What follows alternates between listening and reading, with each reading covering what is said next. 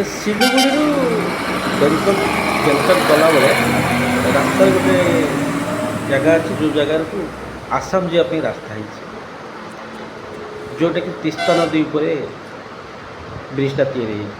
ଏଇଟା ଗୋଟେ ବଡ଼ ପୁରୁଣା ବ୍ରିଜ୍। ଏଇ ସାଇଡ଼୍ରେ ଗଲେ ଆସାମ ଗୁଆଘାଟି ରୋଡ଼ ଅଛି। ମୁଁ ଏଠାରେ ଆପଣଙ୍କୁ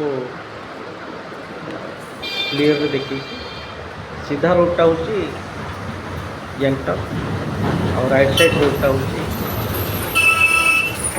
ଗୁଆଘାଟି, ଆସାମ ଗୁଆଘାଟି।